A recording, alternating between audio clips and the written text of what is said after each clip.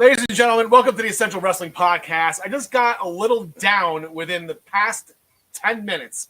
I was going to start today's episode. I tried to start with something fun, funny, whatever. We're debuting a new segment for each of us this week. But I just got severely upset. I just went outside for my little my pregame smoke. I am a smoker. Don't judge me. Don't judge me. God's not done making me yet.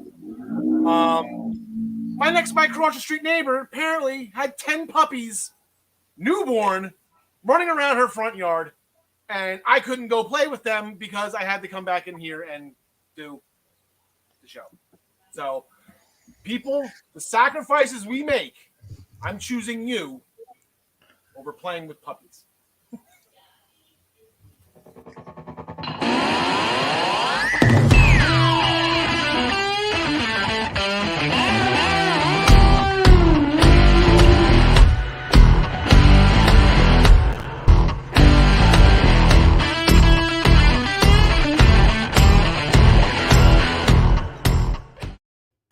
We are on episode 96 of the Essential Wrestling Podcast, closing on 100, boys. Who would have thought about a year and a half ago, I guess maybe coming up on 2 years in May, we'd be on for this long. A dream from the sheriff and myself, powered always by the Houston Observer. You can taste the power. I did get fined last week. As you can see, I'm not suspended for forgetting my Houston Observer Cup last week when I was in Puerto Nunes. But Alf is here back with me as well. All four cats are present and accounted for, so Alf was a good boy while I was away. With us on the bottom part of our screen, the first ever PWB champion, the living legend, John DeConnie. John, how are things today? Not bad, not bad. Let me just say you are a far better man than I. The idea of a puppy pile on a nice plush Jersey front lawn, I'm not sure I'd have made it back in.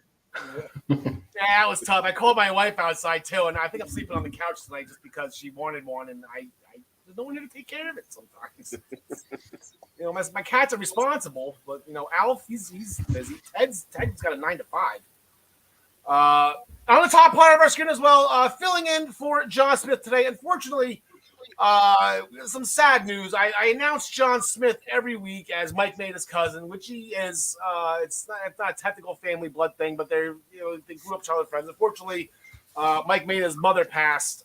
So our condolences to the Maida family and John Smith. We are so sorry to hear about your loss. Subbing in for John Smith. Actually, before we do, we'll give John Smith his shout out. He he would want us to bring this up. From MinutesToBellTime.com, the owner, the CEO of MinutesToBellTime.com, where I get all my news and match results and stuff. He sponsors our graphics. He creates our graphics for us. Ryan Joy, ladies and gentlemen, who was in attendance at Revolution last night. He paid homage for Prince. Also, I was there. Yeah, I was there Sunday as well. What did I say, Saturday? Well, yesterday. But yesterday. I mean, I don't know how I feel about you. Oh, Ryan's here with a long introduction about someone who had passed away to set him up. Well, it's like Mike Maida is just as much a part of the show, even though I know Mike watches and I know he chimes in. So, but yeah, so condolences out to the Maida family. Ryan Joy, thank you for always hopping in. You would be here with us on our first segment anyway. But before we get to that, our headlines from today's episode: Josh Alexander has signed a new contract and made an immediate impact at Sacrifice. We have a new Intercontinental Champion again on SmackDown. Little hot potato. I don't want to say it's a little refreshing, but normally you see, a guy wins a championship and then it's just like, oh well, he just got it. He's not going to lose it right away. But yeah, every once in a while you get a little hot potato. So new Intercontinental Champion on SmackDown. If you want to see Stone Cold Steve Austin on the KO show at WrestleMania, give me a hell yeah. Hell yeah. All right, there we go. Aaron Mehaffy, as always, is with us to discuss the NXT UK and the UK Championship match from this past Thursday. We make our picks for this week's upcoming shows, presented by Minutes to Bell Time and sponsored, as always, by ProWrestlingPick'em.com. Play against your friends. Play against the universe. And guys, what is it? Did that graphic disappear? The graphic disappeared. No, it didn't. She'll like it, too. It's all the way up top where the advertisers are supposed to be. Here are the Raw roll-up standings going into last week's action, Raw with a commanding lead over AEW just ahead of Impact. So Impact started off strong in the beginning. Raw put their beer down or told somebody to hold it. Probably told NXT UK to hold it because they haven't been doing anything. Hold my beer because we're coming in. We are going to curtain jerk the show with AEW, with Revolution. I got a revolution, and you say I sang OAR last week. I won't do it again this week. But Ryan Joy, the main event, Adam Page, Adam Cole, baby. A match that had some story to it. It goes all the way back to the Ring of Honor. I almost feel like this was a Ring of Honor show with all the handshakes and all the references and everything. You can tell Tony owns it now. This was a really interesting match. You know, I was there, like you said, and I don't know why I didn't see this coming, but this was not a split crowd at all. I mean, I know Adam Cole is from Panama City, and I know, you know, we're in NXT's backyard and everything, but this crowd was 100% behind Adam the whole time. Let's go, Adam chants. This is Adam the whole time. You know, the outcomes Red Dragon at one point. The Dark Order comes out. We see, you know, really creative. I watched it back with commentary afterwards. Adam Cole hits the boom knee. Play against your friends. Play against your family. Play against Maggie. I guess play against Maggie because she's just kicks all our asses. So. In that picture. So Al just put up a comment by my mother. In that picture, there's actually a young Ryan in that picture that was in there. Oh, so, they're really? Ooh, yeah. Back up there. So yeah, not the one with the cowboy hat, the other one with a full head of hair at the time. Oh, I thought you were Hangman Page all the way back in the day. And Al, you'll appreciate that. I believe that's a hockey shirt I was wearing. Wow. I know the times they have changed. Anyway, Adam Cole hits the boom knee, but he forgets to put down the pad. Which comes into play, you know, moments later when Hangman Page hits the boom knee. In the end, the buckshot lariat, Hangman Page wins the match, retains the title, puts Adam Cole behind him, and we'll see where Adam Cole goes from here. But good match, really good match. Yeah, I want to say that's Adam Cole's first one-on-one loss. I believe he lost a 6-man with the Bucks a while ago, but I think that's his first one-on-one. Or did he lose to Cassidy? He lost to Orange Cassidy. He lost to Orange Cassidy in a non-sanctioned match, so it's not in their record books. But I count it. Yeah, something about that household. They win everything that's sanctioned, but you put them in those non-sanctioned matches. Ryan, the match right before that, everyone clamoring for Jon Moxley, Bryan Danielson. Again, Moxley was big on the fact that he's never beaten him. That was a big story for him. But there also was a thing where Daniel Bryan wants to work them to work together. Moxley's, if you want us to be friends, you got to bleed with me first. So they had to go through the war to possibly be cohorts here, I guess. It's true. It wasn't quite the semi-main. There was that 6-man tag that was between them, but that's right. But this match was very, very good, very hard hitting. There was blood, and it ended in such a way where they could obviously go back to it again. You know, Danielson had Moxley in a submission. Moxley rolled him over. The referee counted 3. If you were there in attendance, you know, we didn't have the benefit of a camera angle. Couldn't believe that was the end of the match. It didn't look to me like Danielson's shoulders were even down. But anyway, it was the end of the match, and Danielson also could not believe it was the end of the match. He was very upset about it.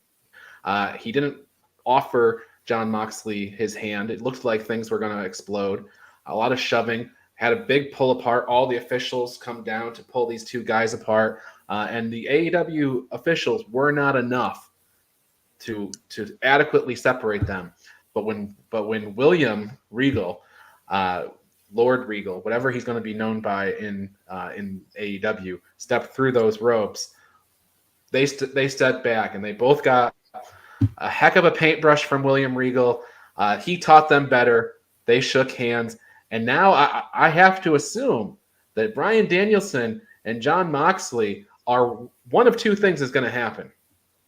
Either they are going to be a tandem with William Regal as the manager of in the management position, or on this week's episode of Dynamite, they'll put up a microphone in Regal's hand so he can say "War Games" or "Blood and Guts" or whatever. What's their war game? It was the bloodbath, or what's their name? Blood and Guts. Blood and Guts. Blood and Guts. Yeah. It doesn't have the same ring to it for now. Yeah, so that's what I'm thinking. Everyone's kind of clamoring. Is Regal going to be the coach? I would say a coach, or just some type of way to get these two to work together going forward. I think that's a pretty interesting dynamic. If anyone, I don't think anybody else would fit that part other than Regal.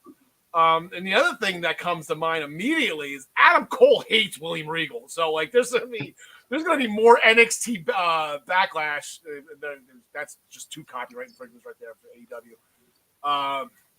With Adam Cole, if he sees Regal and walking around, I thought I got rid of you, or something. There's going to be something fun. And all this went down in Orlando. There's never been an episode of NXT television taped or broadcast. Well, not quite sure, but most NXT television has taken place right there in Orlando. So, John DeConnie, we didn't quite have my props back. Yeah, we didn't really have the cat collar match that I wanted. They didn't use dog collars. They didn't put the chain to connect them. Old school Roddy Piper versus Greg Valentine. Was Greg Valentine in the audience this time? The last time they had a dog collar match, Greg was there. Now Greg wasn't there? No. Didn't see him. That's a shame. He's probably hanging around drinking beers with beefcake like in that picture for Valentine's Day. But, John DeConnie had this one. Again, just Ring of Honor. Woo! Oh, yeah, it definitely had those overtones right from the start because MJF, because he likes to screw with people, especially the audience and his opponents. CM Punk's music starts. Cult of Personality is playing. And then kind of, needle scratch across the vinyl. MJF's music plays. MJF comes out with a big bleep-eating grin on his face like, fooled you. And, he's already getting heavy boos. Not that he needs help getting cheap heel heat, but not to be upstaged. CM Punk would follow with one of wasn't a huge ROH fan, so I don't know if he used multiple different entrances, but he used one of his old entrance songs, Miseria Cantare. He came out in his black and white XXX Ring of Honor ring gear and entry gear, and he was, just kind of shot out of a cannon right from the start. We saw he took that bloodbath on one of the last shows of the week, and there it was. I thought for sure this was finally Punk's going to put over MJF. It makes sense. MJF should win this, needs to win this, and then MJF went and let the cat out of the bag that he is the ultimate scumbag a little bit too soon, leading to this being CM Punk getting his revenge, and these two just tore each other apart. Blood was plentiful, and when we get towards the end here, around the 24-minute mark, MJF screams for Wardlow to come from backstage. Wardlow was not too far removed from competing in the Face of the Revolution ladder match, but he's apparently had enough time to shower. He comes out in a nice three-piece suit, makes his way down to ringside. Max is looking for the Dynamite Diamond ring. Uh-oh. War Dog can't find it. Punk yanks him back into the center of the ring. MJF, that is. He gives him the go to sleep.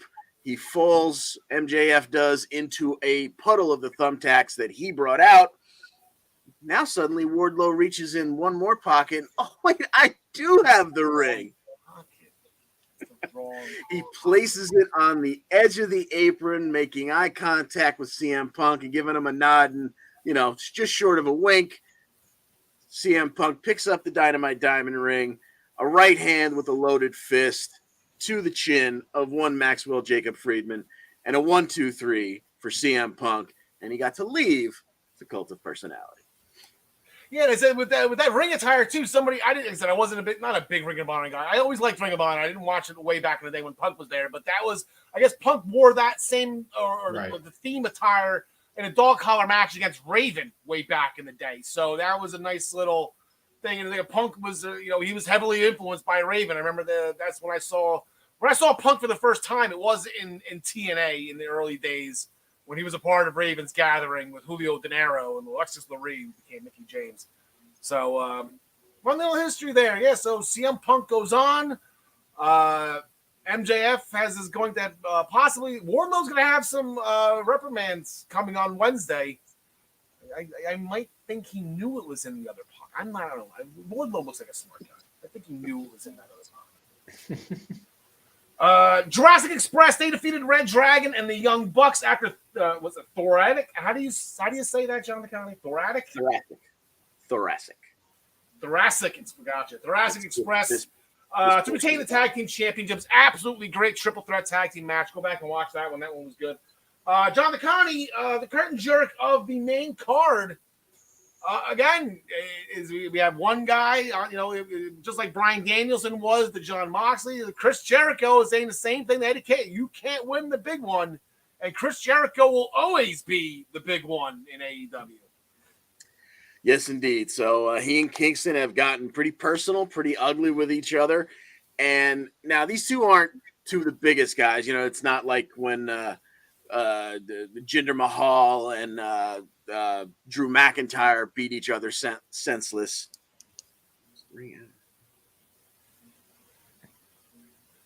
I guess Kip Sabian was there.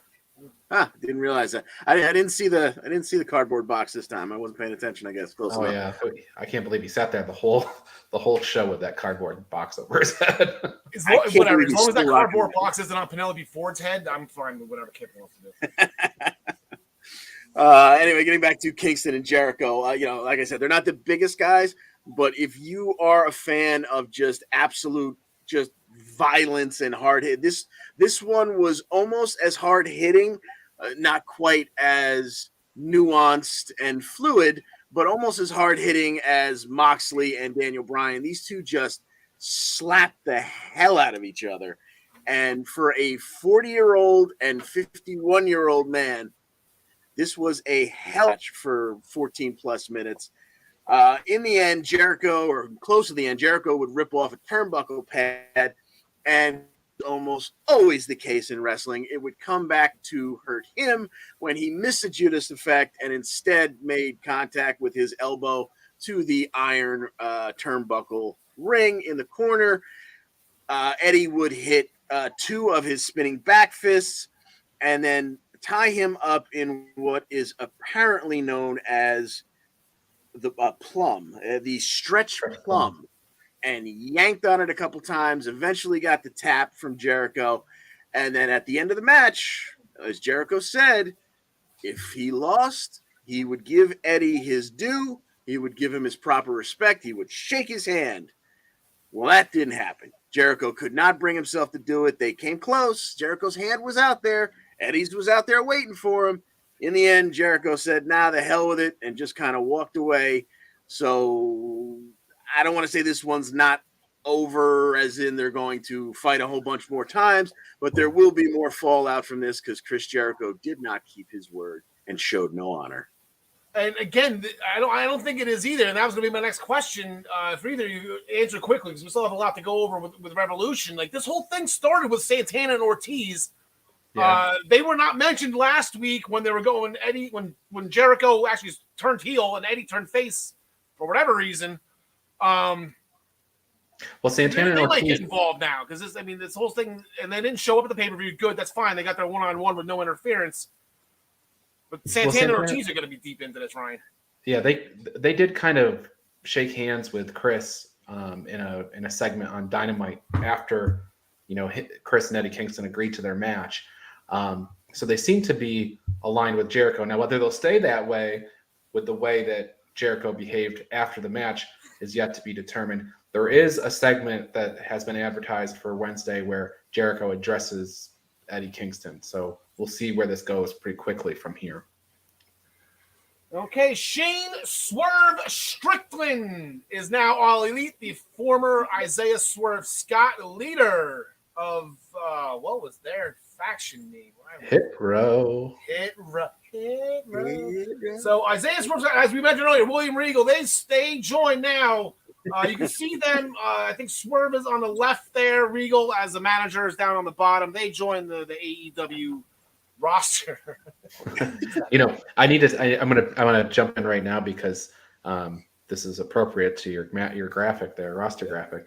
In the post-show media scrum, Tony Khan was asked about the Ring of Honor purchase, and he said that he is going to be trying to keep Ring of Honor as a separate brand with a separate roster.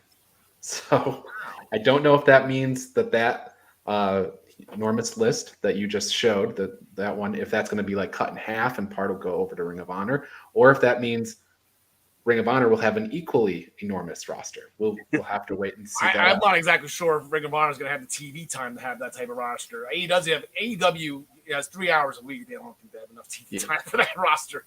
He was asked about distribution. I just want Dalton Castle to get a job back. Like that's just bring Dalton Castle back, please. I need this. Gary just chimed in on the private chat. It's funny. He was looking for Shane Swerve McMahon, so he didn't get what he wanted. He got Strickland, not McMahon. Whose house? Yeah. Jade Cargill, as actually a spoiler. I said it. I put it in my notes. Didn't even have to change anything. Jade Cargill defeated Ty Conti after jaded to retain the TBS championship. There's those two go ripping off Tamina and Akira Tozawa. Am I right? Woohoo!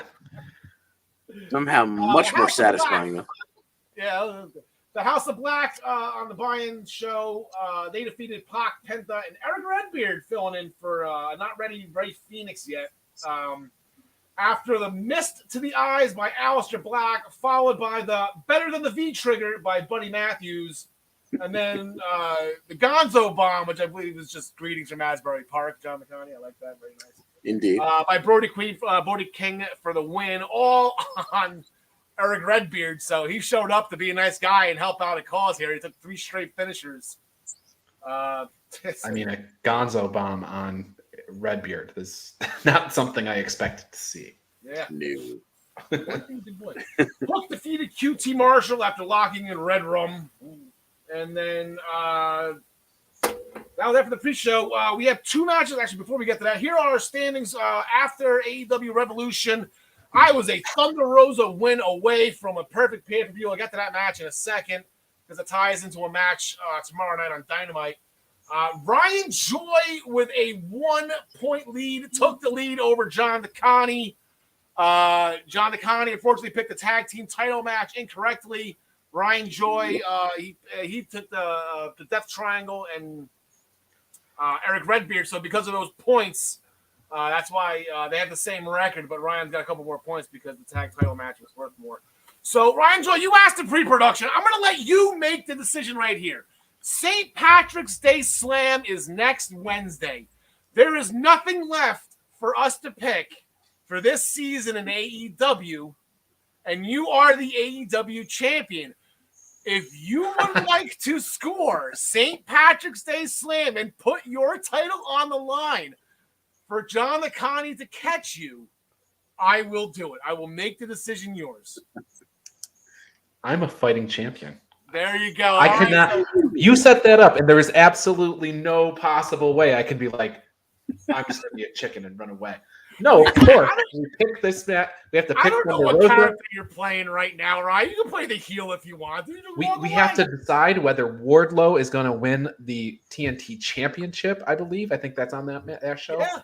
They have 2 matches slated. We'll get into it because the matches tomorrow night leak into St. Patrick's Day Slam. As I mentioned, I was a Thunder Rosa win away. Britt Baker got the win after hitting her 3rd stomp on Thunder Rosa to retain the AEW Women's Championship. On the buy-in, Layla Hirsch defeated Chris Statlander. I spy a Jersey curl here, boys. No one else wanted it. Everybody was on Statlander. After hitting Statlander with a spare turnbuckle. I didn't even know they kept those under the ring. Followed by the moonsault. So what they have going into tomorrow night on Dynamite, they're going to have a women's championship eliminator match or number 1 contenders match. It's all the same nomenclature, right? It's all the same thing.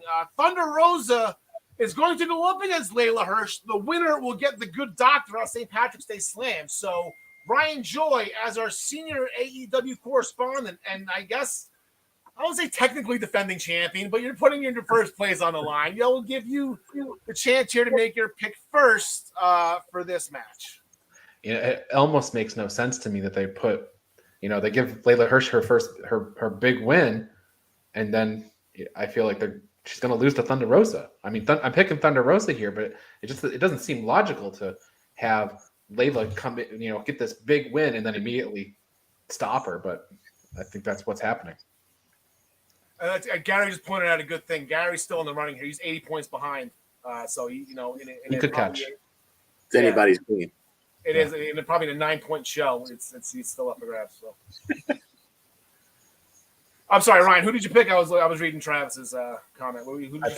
I picked Thunder Rosa. That's what I thought you were taking. John McConney. Yeah, I wish I could say I'm going the other way to try and make that happen. Oh, that's not for points anyway. But yeah, give me Thunder Rosa because I mean, come on. The St. Patrick's Day Slam is in Texas, so it's either going to be Thunder Rosa winning the title or Steve Austin, as we know. So. Somebody has to show up. Kevin Owens won't show up. I can tell you that. He doesn't want to go there. He doesn't want to go there for WrestleMania. I guess he kind of does, though. Yeah, we'll get it to that. I'm going to go Layla. Screw it. I don't care. Just keep this Jersey wave going. A lot of female Jersey champions, a lot of females challenging for championships, main eventing SmackDown.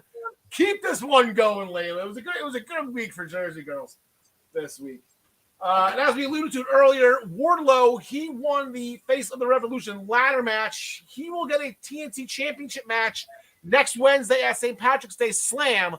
But as promised by, why am I breaking on his name? I love this guy. What's his name? Dan Lambert. Thank you. Dan Lambert. I've had a bad memory day today. As promised by Dan Lambert, that Scorpio Sky would be getting a TNT Championship opportunity before the winner of the ladder match, and that came to fruition as Sammy Guevara has to do, I guess it's an interstation championship here. He's going to defend the TNT Championship on TBS. He's entering Jade Cargill's territory here. I don't know if we're going to go bonus points for that if it goes to that, but for next week. But I think John DeConnie, real quick, there was something involved with Paige Van Zandt in this as well. Yeah, the parlay was in order to get that match for Scorpio Sky, Lambert had to deliver Paige Van Zandt at Revolution to sign her AEW contract, which I guess was supposed to throw us off a little bit when Tony came out to say he was about to sign a contract, except he kept flipping the paper forward so that you could see it said swerve in huge letters across the bottom of it. So, anyway. Also, John DeConnie at Revolution, the final match that we didn't. I guess Ryan calls it a semi-main event. I still don't get how that grammatically makes sense, but it's whatever you want to call it. Sammy Guevara, Sting, and Darby Allin, they defeated Andrade, Matt Hardy, and Isaiah Cassidy after a Scorpion Death Drop by Darby. Oh, there's one. There you go, Stinger. I'll let you do your Stinger spot. Matt Hardy followed by the Coffin Drop of the win. That match was a complete bleep show, including a 62-year-old man jumping off of I guess a mezzanine level onto a lower level through 3 tables. But you can't take a buckle bomb from Seth Rollins. So he's not medically cleared. But WWE, this is weird. It's like bizarro world in AEW. Yeah. Everyone's indestructible. One thing, Alf, before we move off of Revolution. The whole show, regarding the whole show, Revolution, there's 5-6 matches that I think were great. An amazing show. Just a winner is me. You're going to use that really. We were starting a new segment. Ryan Joy's going to throw the first one ever. We're each going to pick a winner is you moment of the week. It could be a past prior match. It could be a match upcoming. Ryan Joy, a winner is you for AEW Revolution. Excellent show. Revolution, I want to say of the 4 big AEW shows is kind of always the dark horse. It's not really the big one. But man, did they deliver a good card and a good show.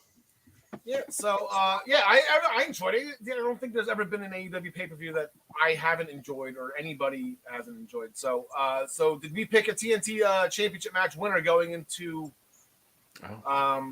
Wardlow at St. Patrick's Day Slam, Ryan Joy? Are we gonna have Sammy or Scorpio? I'm glad I get to pick the Wardlow match for points because I think this one's a little harder. Scorpio Sky hasn't lost a match in over a year. He also hasn't really competed on TV very much, so it's not really that big of a credential, but, it is what it is. It's like being injured for 11 months and saying you've been undefeated the whole time. I'm going to pick Sammy to retain because I think he's going to drop it to Wardlow the next week. I will agree with that, and there's a reason why Walter and Kaylee Ray's championship reigns were as long as they were. They were on TV for 7 months, John the You know what? I'm going to say Scorpio Sky gets it here because then you go – because Wardlow is kind of bordering on making a face turn. So then you could kind of have him fully do it when he beats Scorpio Sky, and then Lambert and Sky and Paige can go nuts forever about the fact that, they finally got their shot and it was, taken away from them a week later. So give me Scorpio Sky in this one. Good. Like I said, that's the one thing we kind of wanted to see in AEW is actually what they just did on SmackDown with the Intercontinental title. I know that was from an injury standpoint that they had to take it off of Nakamura, plus the plot line for Knoxville going forward. And we'll get into that. But if you don't see hot potato ever in AEW, you win a championship, you get a minimum 150-day title reign. So, it's going to be tough. It'd be interesting. Yeah, exactly. The fact that it would be a Dan Lambert guy that gets, the title defense, loses first title defense in 7 days. That would make him lose his mind. And that would be so much fun to see sitting up in a balcony.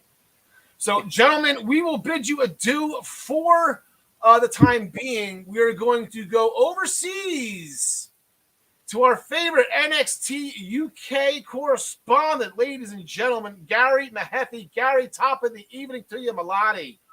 Evening. I keep sort of moving around the house, so I'm trying to find the right spot. So I'm in my third different position of the night. So you had you were about in the living room during pre-production. So Gary, we had our championship match. Nathan Frazier, he had his first win in about 25 chances, and he thought he was championship ready. Dragunov kind of laughed it off, but said, "Oh, screw it, whatever. If you want to fight, I'll fight you." So, how do you think Dragunov did it with Frazier? I thought it was great, and obviously it was a night of a million. That's true. It was a night of a million German suplexes, obviously, but I mean it was.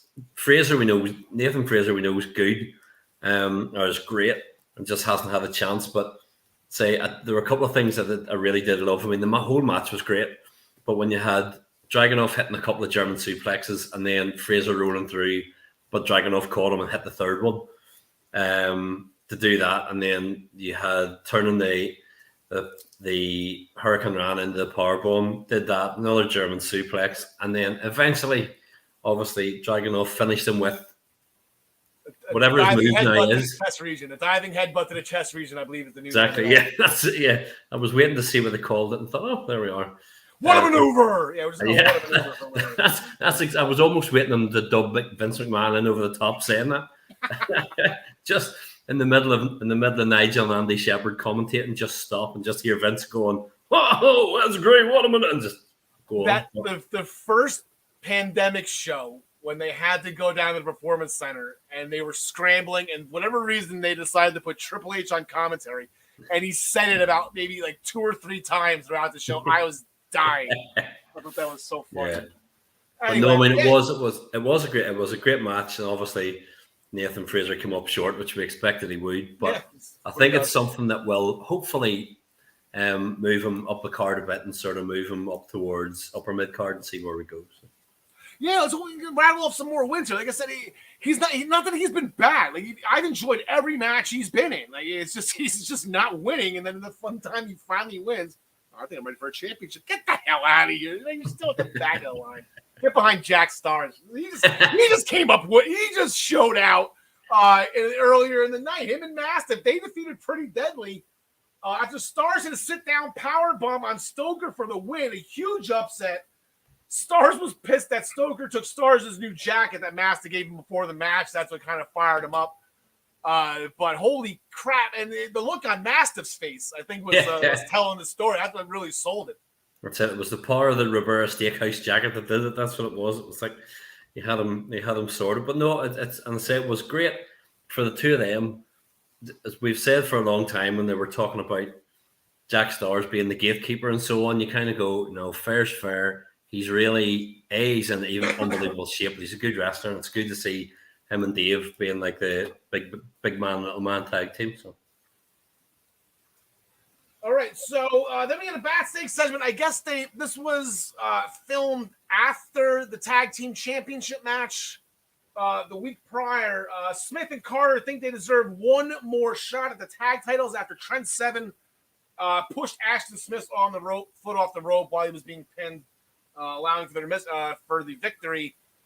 And I guess Tyler Bates' logic was, we didn't win on the titles on our first try either, so screw it. Let's give it to him again. I don't know if that's gonna fly well. Trent kind of played it off. I don't think that's flying well with him though. So that match, as Brian likes to do, no date announced yet, but initial thoughts on a rematch. And like I said, now we're treading the line where if Tyler takes this loss. I mean, I could nearly see them.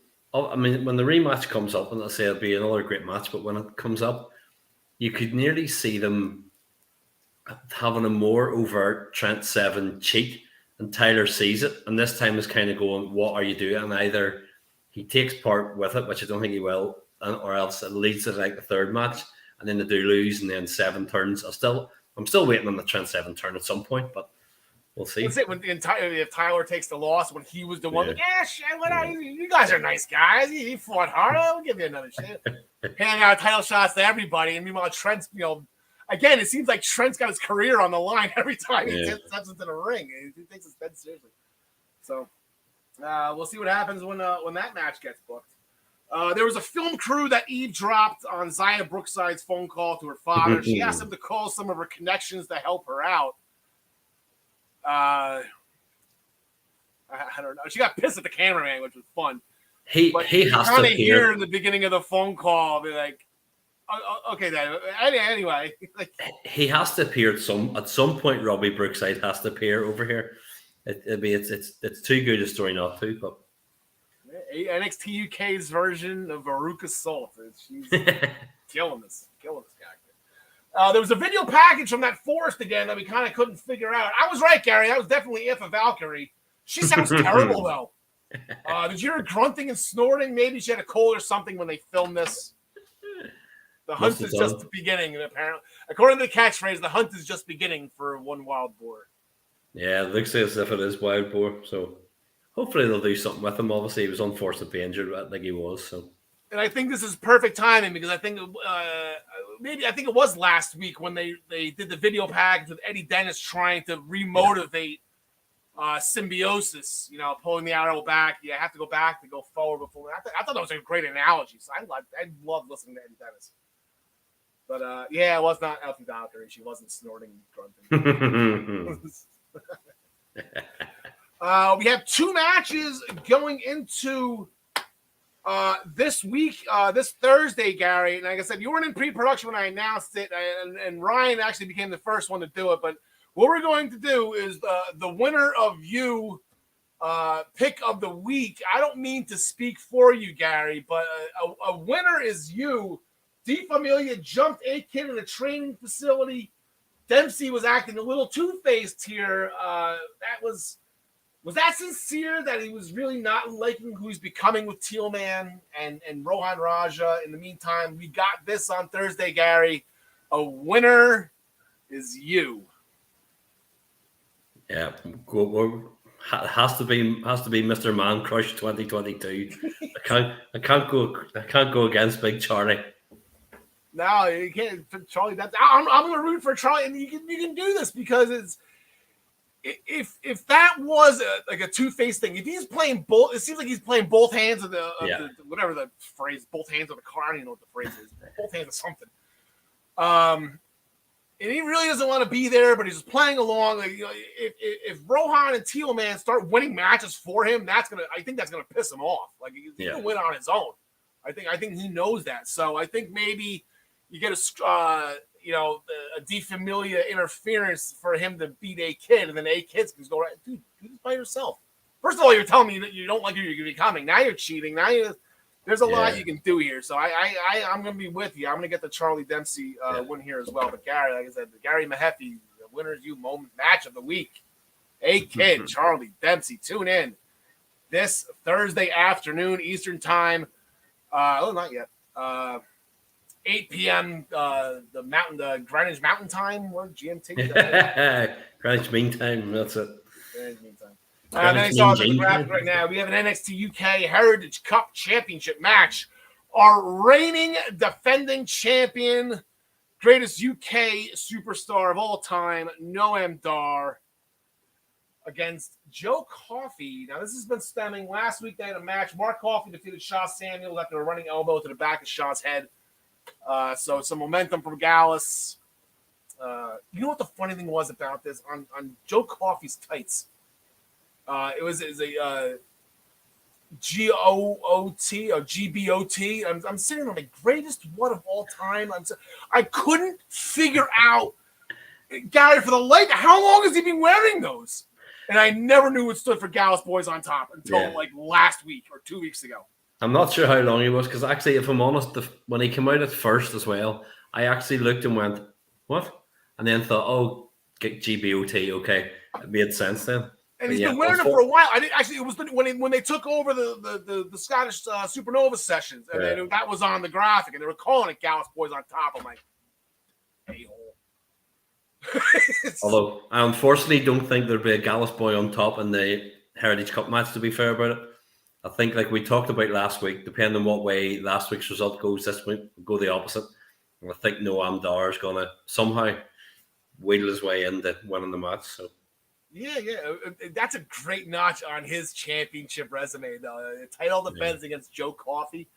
That's big. That's a guy who's main evented 2 of the 3 UK takeovers. You know, Joe Coffey's he's a top guy. He's Gallus Boys on Top. So, Gary, thank you so much. I know actually we have NXT Roadblock tonight. We got a huge interpromotional triple threat match with Breaker and Ciampa and Dolph Ziggler. We have a tag title match with your boys. So after a big win from Gunther last week, how are you feeling about this? How are you feeling with Walter and Gunther, in the Nickelodeon? I think he's great. The name change is still stupid. I don't understand it. But as far as him being there, I'm almost still surprised Vince has managed to talk him into staying over for as long as he has. But he seems to have gone across. And I do think at some point I could still see, if they decide to make the Raw after WrestleMania big, I could still see him coming out there, because the hardcore fans would know who he is. There's a lot of European fans across Romania, and he would get a big pop. So I still think he could get a shot on the main roster, because Vince does love him, like Vince likes him. So would Fabian and Martel go with him, you think? I think that they would. I mean, I think if he hadn't have gone across, they would never have got the call up. But I think as a group, the 3 of them just look like a proper act, and they look like a proper faction. So I could see him bringing them across. Plus, it would mean he would have other people to kind of run interference for him and do his bidding, like sort of as a lackeys or whatever. So. Yes, and that's the big thing. And then, Guy, I don't want to bring this up because I don't want to ruin your mood, but maybe part of the deal is if you come here, Jimmy's got to come with me. And, you know, I can see Ginny in Imperium. I can see her being like the proper, you know, the match sake. I can see her playing that role. She's got that resting bitch face that you just don't like her. And it's the perfect heel for this. Yeah, I did wonder whether she would go across to Florida with him or not. So she may well have. Yeah, she hasn't been around. I haven't seen her in a while now. So Gary, thank you so much for staying up for us tonight. Wouldn't be this good for Gary. Yeah, exactly. Gary, thank you so much again for always staying up with us late night tonight. We appreciate your time and your expertise on UK wrestling. Have yourself an absolutely wonderful evening. Yep. Have a good one. See you later. Okay, so we'll bring back in Ryan Joy. We'll bring back in John DeConti. Winner is Gary, Charlie Dempsey, and A-Kid. That's eventually, I don't know about this one, but that match eventually is going to be absolutely incredible. So going into Sacrifice, we did have another pay-per-view or an Impact Plus special. You have to pay for it, right? Premium live event. Premium live event. Yeah, you got to pay for this. That's But Ryan, unfortunately, as the head of a news website and a podcast that reports news and does interviews, you unfortunately, we don't like spoilers here, but you kind of spoiled the main event for us. Last week. I feel like I didn't spoil it but I maybe spoiled it like in the Paul Heyman way, right? Like nobody expected Heath to win the match, but he did manage to hit his finisher twice on Moose, but Moose shook it off like Goldberg or whatever, and he beat Heath, and we move on. Right, Josh Alexander's back, and now we move on. That's it, and that's what we move on to, and that was the big set. I called last week. Eddie and Rhino was going to main event. I thought this whole thing going forward was going to be about Eddie Edwards, and eventually Eddie going into Moose after what Heath is doing now. You're not even going to fight against Ring of Honor no more against them. We're under attack, and you're not screwing around. I thought this was headed towards Eddie Edwards beating Moose for the Impact Championship at Rebellion, but we were completely wrong. Maybe Josh Eddie Alexander has versus Josh at Bound for Glory. What's that? Maybe Eddie versus Josh at Bound for Glory. Yeah, possible. It depends on how long this honor. If Ring of Honor, if those guys got to go back to work. Now they won that match. They're officially Impact superstars now, right? Impact wrestlers. But yeah, Josh Alexander's back. Multi-year contract. He is not going anywhere. And a part of that contract is that he will challenge Moose and get the rematch on his rematch clause. Impact still does when necessary. For the Impact Championship that Josh held for 5 minutes somewhere. Those are the sacrifices that Scott D'Amore had to make. Yep. Speaking of Eddie Edwards, John DeConnie, a match that we thought was going to main event that actually went on second. PCO had a better time slot than Eddie Edwards did apparently in this show. Yeah, kind of crazy. Eddie versus Rhino was your second match on the main card, and they brought all their friends out with them. So, surprise, surprise, that broke down into an absolute ridiculous brawl. Prior to that, Maria tried to slip, and now there was we were saying last week, this match deserved to go on very late in the card, if not headline, and it needed a stipulation. It needed to be violent. It needed to be extreme. Well, it wasn't supposed to be. There was no stipulation of that sort. So when Maria tried to hand Kenny the kendo stick to Eddie, she got tossed from ringside. Not thinking far enough ahead, the ref let everybody else stay ringside, and about 5 minutes later, they all started beating the hell out of each other. And it would eventually get to the point where the referee was tied up with all that crap. Steve Macklin, who was not part of the ringside crews, came down, slid in. He hit Eddie with a DDT. Then he picked up the kendo stick and cracked Rhino with it. Yeah. He left kind of like barking at guys on both sides, like, you never believed me, blah, blah, blah. Whatever. Boston Knee Party, 1, 2, 3. Eddie beats Rhino. And where do we go from here? Yeah, Macklin just I don't know what Macklin is doing. Now, I guess he's in the NWO Wolfpack versus NWO Black and White. He's going to play the role of like Goldberg or Diamond Dallas Page. I'm not being a part of anything. I'm just going to sit here and do whatever. So, all right. So, yeah, going forward with that's going to be interesting. And it's a good thing Macklin's getting some storylines. I think this is good for him. I spy a Jersey guy. Good for him, Mr. Perazzo. Soon to be Mr. Perazzo, excuse me. Yeah, Violent by Design. They defeated the Good Brothers to regain the tag team championship after a powerbomb neckbreaker double team on Karl Anderson. Of course, it was Karl Anderson. It's not going to be Doc Gallows. This was kind of shocking, especially after the Good Brothers just rejoined the Bullet Club, kicking out the Guerrillas of Destiny. We thought that just chalked up another 6 months on their title reign.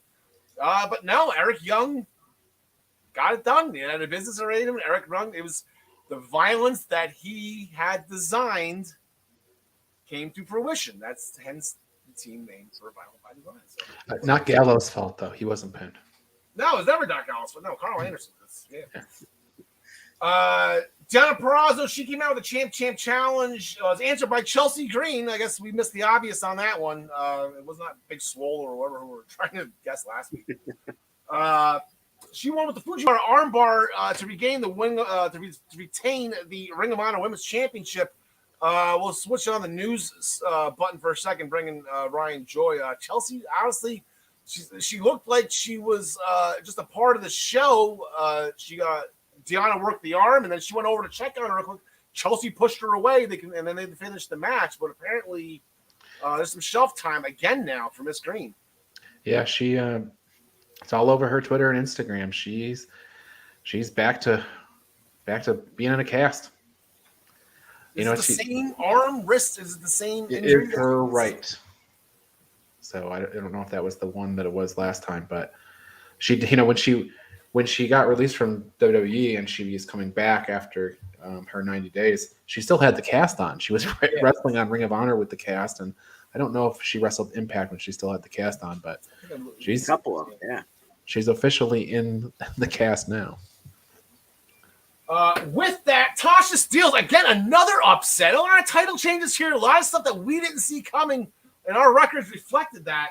Tasha Steelz defeated Mickie James after a cutter off the top turnbuckle to win the Knockouts title, becoming the 25th Knockouts champion in that title's history.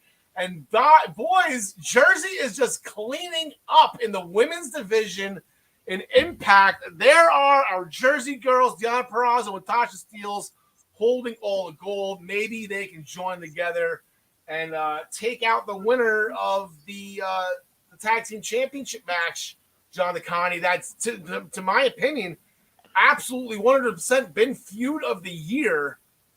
And it just the plot thickens a little bit. Now, what was Caleb doing? Exactly. Caleb was told ahead of this match by Madison, which of course broke his heart. You could read it all over the poor fella's face, that he was to stay backstage and not get involved in this match. Well, he didn't come out with them, but in this 10-minute match, he managed to make his way out there around the 8 or 9 minute mark, and he slid one of the tag titles in. It went right between Cassie Lee's legs, so we're not sure if that's who it was intended for, but on the other side of it, Tenille picked it up, blasted Cassie Lee in the face, covered her 1, 2, 3, and your new Knockouts tag team champions, The Influence. Now, they've become the 14th different pairing to win. Madison has been champion before. I think a lot, too. I think there's like a couple times, 4, 5, 6. Yeah, she's been a lot. Is this Tenille's first ever major championship? I think so. I was thinking about that because she never won in WWE. She didn't win in NXT. And she hasn't won the Knockouts title since joining Impact. The Ring of the Women of Honor's title wasn't around when she was in Ring of Honor. Or I think they just tried to start it back up, but I don't think she won the tournament. I think this is Tenille's first. How can a woman as talented? That's incredible. That this is her first. Unbelievable. Ryan, you have that look of bewilderment on your face. Feel free to call me out on this if I'm wrong, but I'm reviewing Tenille's career as we speak. Okay, well, let us know how it goes. Yeah, I will. All right. Jay White defeated Alex Shelley with the Blade Runner. Pete Jonah defeated PCO after Tsunami. That was a fun match. Trey Miguel defeated Jake Something with the meatiest of all auras to retain the X Division Championship. Lady Frost defeated Giselle Shaw.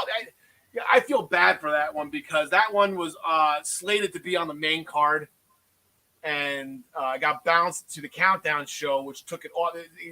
The buy-ins, the kickoffs, the countdown, they only, on the major pay-per-views, I don't even count that. So that's why the buy-ins for AEW counted and not these. But John Smith was the only one that picked Lady Frost out of all of us. And he got robbed of a point on that one. So I feel like we kind of just give John an honorary point for being the only one. He was on an island with Lady Frost, got it done. And then Rich Swann and Willie Mack, they defeated Matt Taven and Mike Bennett after the Raw roll-up. Woohoo! There you go. That one by Rich Swann on Mike Bennett. So with that, here are our Impact standings after Sacrifice. I believe this is it. This is the final one. I think Ryan Joy is actually. I don't think there's another show in question where you're going to have to defend your title again from John DeConnie. It seems like Ryan Joy, John DeConnie, everybody else. In every one of these pools this season, so I can't believe the overall. Yeah, exactly. Yeah, we'll get to that once we when we start making our picks for Roadblock tonight. But yeah, there we go. Brian Joy, another title. I can't remember who won. I don't remember who won that match. I got to go back and find out who won all these last year. Start making graphics and stuff. Just a matter of bookkeeping. My Starman moment of the week. If you've got 18 minutes on your, if you got an extra 18 minutes in your life this week, check out Jay White and Alex Shelley. Wow. Yeah. That is fun. Okay, SmackDown. Lay it the SmackDown last Friday night. The show started with like an old school Saturday night's main event type intro, where there were small, short promos from the competitors and all the matches that were seen tonight.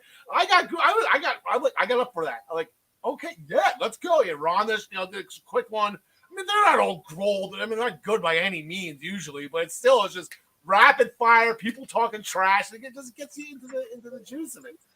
The main event, speaking of Ronda Rousey, John Connie, the one loss by the Jersey Girls. Yes, indeed. So we had Ronda and Sonya in the main event for the evening. And, it only went about a little over 3 minutes. Ronda would hit her Piper's Pit, that fireman's carry slam that she does. And, of course, she locked in the armbar for the submission win. She gets the submission win, but Charlotte, who is on commentary, decides afterwards that she's going to get in the ring with Ronda Rousey in high heels. Clearly not a smart move. Ronda takes her down and sinks in an ankle lock because Charlotte had been clamoring on about how Ronda only has an armbar. Well, she got Charlotte Flair screaming and tapping figuratively because it was not a match in an ankle lock. So moving forward towards WrestleMania, Ronda knows more than one move. Nice. Yeah, and a move. Let's go back to WrestleMania 34 where she tag teamed with Kurt Angle. You got the. I'm sure maybe she learned that from Kurt. Kurt probably helped train her going into that and showed her a couple things. 2 Olympians. I mean, come on, makes sense. It 100% makes sense. And the Piper's Pit is kind of angle slam. I actually just finished watching WrestleMania 34. I've been watching it on the train, like in segments, maybe like 2 matches at a time. I just really enjoyed that show. I think if there was 14 matches, I think I went 2-11 or 2-12 or whatever. Like I picked horrible during that show, but still enjoyed it. Like me last year. Yep. Shinsuke Nakamura and Rick Boogs were coming out. They got jumped by the Usos because so is Rick Boogs that important to SmackDown where they keep shoveling out Shinsuke Nakamura, assuming because he was injured? Like, why are we doing this? I'm confused on this whole thing because Ryan. We'll go to the Intercontinental Championship match now before we get in the Romo's promo, which was really nothing. But we kind of made the assumption that Sammy won the title because Shinsuke is dealing with something. Yeah. I don't know. It's so weird because, and also Sammy is in a high profile match at WrestleMania with Johnny Knoxville, so it's like, hey, put the belt on him, raise the stakes a little bit, Maybe Johnny Knoxville will win the Intercontinental Champion, and that'll be a news headline that's recorded all over in like major papers and stuff like that. Papers that still exist. I don't even know if that's the thing. But in any event, Ricochet had an opportunity to win the Intercontinental Championship on last week's episode of SmackDown. He explained that there's a lot of different things that you could call Sami Zayn. Pat McAfee would explain that if you were if you were building a new character on WWE 2K, you would design Ricochet because he's like the ultimate wrestler, I guess. Anyway, was he ever Suicide? I don't know. I don't know. Was he ever Suicide? I thought Suicide was the ultimate video game. Anyway. Well, Suicide's definitely from the video game. I wonder if Ricochet ever was under the hood. Anyway. Caleb, wait. So that's the most amazing thing I've ever heard. The last couple of times. So Ricochet, he has this match And the match goes about 10 minutes, but Johnny Knoxville can't resist. He must come to the ring, ends up in a distraction. Ricochet hits what John DeConnie has labeled a Rana Destroyer for the win, 9 minutes, 26 seconds. Ricochet, your new Intercontinental Champion. Some would call it a Hurricane Rana. Some would call it a Hurricane. I just called it a really fancy roll up. I counted that one. Check one for Ricochet on that one. He rolled them up. He didn't use a move to feet. He pinned them down. Ricochet becomes the 88th Intercontinental Champion. Johnny Knoxville, a complete jackass, just cost himself a chance at the Intercontinental Championship. Jackass. There you go. That's just he's living to the legend. That's perfect. Living up to the name. Exactly. So Ricochet, I said that's 2 weeks now, two new champions. I'm sure Ricochet will be a fighting champion. Hopefully, I think it would be great to watch him walk the aisle at WrestleMania with a title. I don't know what his record. I know his record is definitely 0-1 because I watched 34. He was teaming with Aleister Black at that point in time. I don't think he's been on since. But he did make history. He is now the only person ever to win all 3 mid-card titles in WWE. Nice. So kudos to Ricochet. Does he have to win the Heritage Cup to be a Grand Slam winner? There you go. The stateside, the North American, yes. Mid-card Grand Slam. He doesn't have a chance against Noam Dar. Are you kidding me? There was going back to Roman Reigns. There was an in-ring promo by our tribal chief. Spoiler: he's not going to. He's going to pin and stand over Brock Lesnar at WrestleMania. The Usos then they stayed in the ring. They had their tag team championship match with the Viking Raiders, a match that was supposed to take place at the Elimination Chamber. It didn't happen, and it's happening on last Friday. And it was a one and done by the Usos on the Viking Raiders to retain the tag team championship. So they will go in. I believe this will be their 3rd or 4th time walking the aisle at WrestleMania with the tag. Like they walk in, it seems like every year, which is great. I know actually 30 did it happen last year? 36 they did. 35, 34, 33 they all did. Anyway, I digress. Drew McIntyre defeated Jinder Mahal with a Claymore. Jokes written by Happy Corbin and Madcap Moss in the back playing cards with their friends.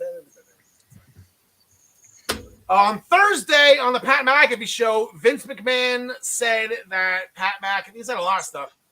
But pertinent to this part of the show, he actually granted Pat McAfee a WrestleMania match. John Smith jumping up and down. I don't know if you heard a little girl scream Thursday afternoon, but that was John Smith that Pat McAfee will be in a match at WrestleMania. They didn't announce who it was going to be, but on Friday we found out it will be Raw's Austin Theory, who came out and slapped Pat McAfee.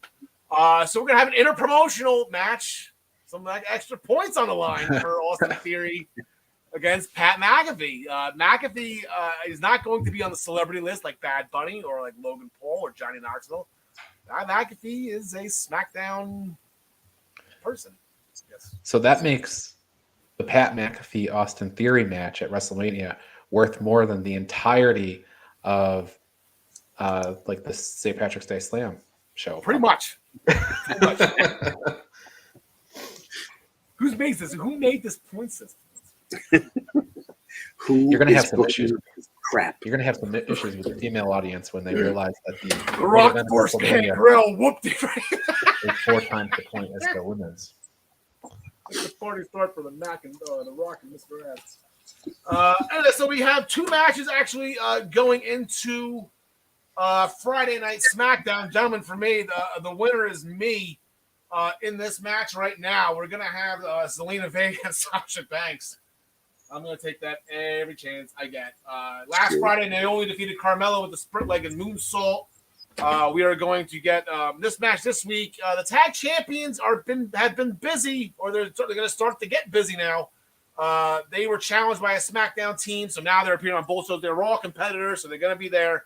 But by obligation, they have to defend the titles on both shows. So a winner is me in this one, but I think I'm going to go with Sasha Banks. Ryan Joy, who do you got? When you are one half of the WWE Women's Tag Team Champions, you pretty much forfeit all singles matches until you lose the belts. I can't remember the last time one half of the Women's Tag Champs actually won a match. So, yes, Sasha Banks. John DeConnie.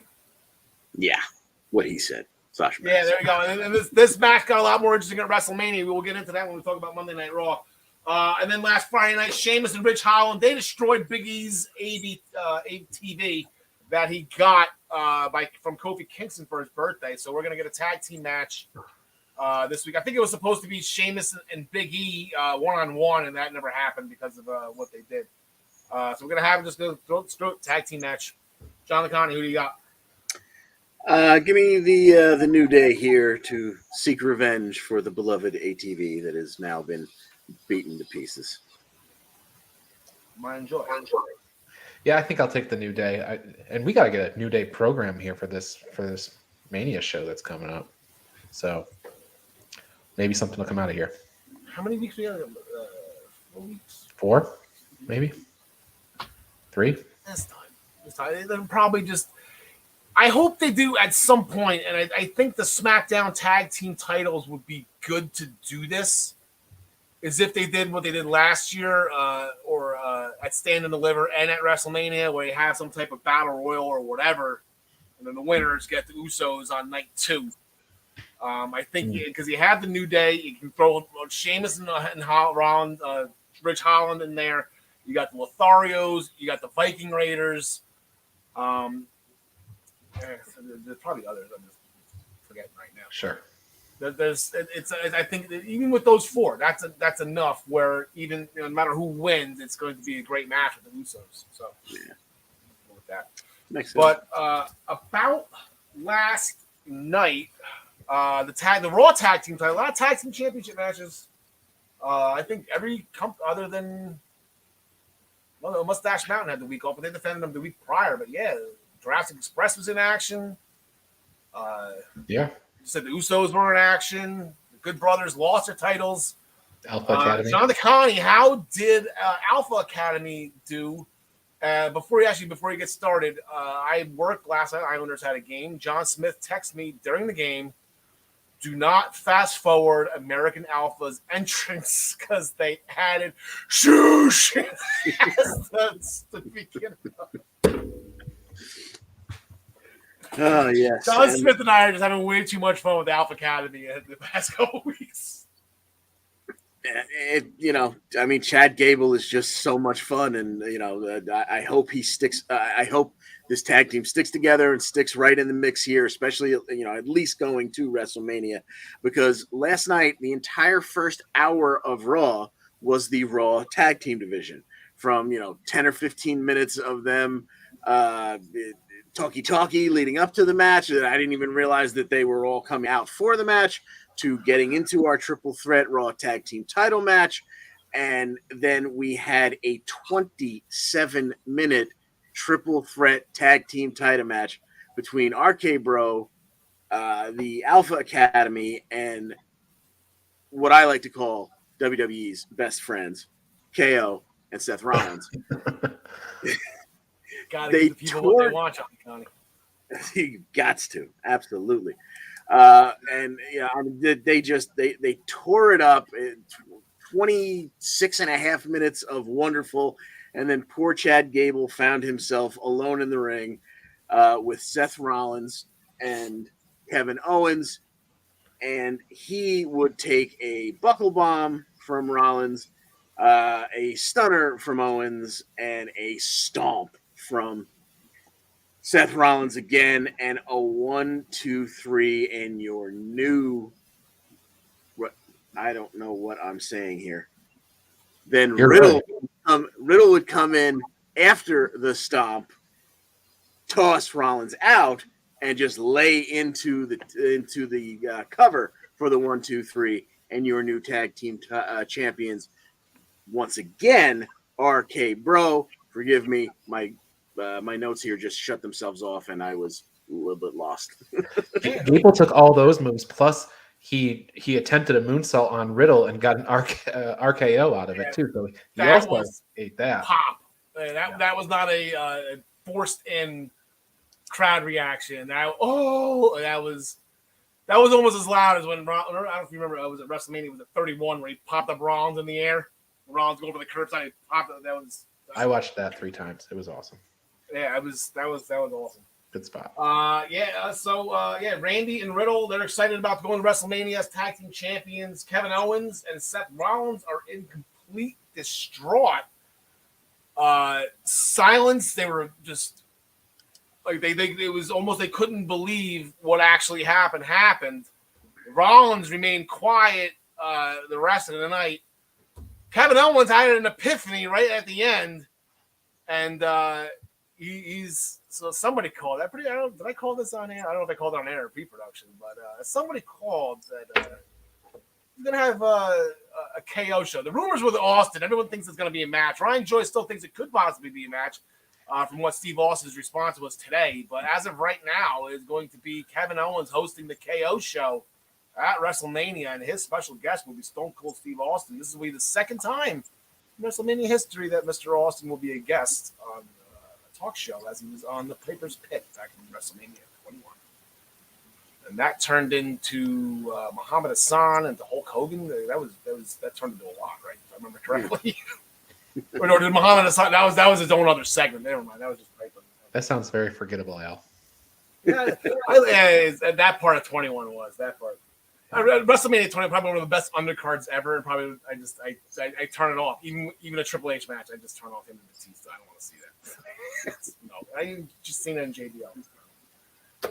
Edge with an in-ring promo, new look, new mindset, and he is in love with it.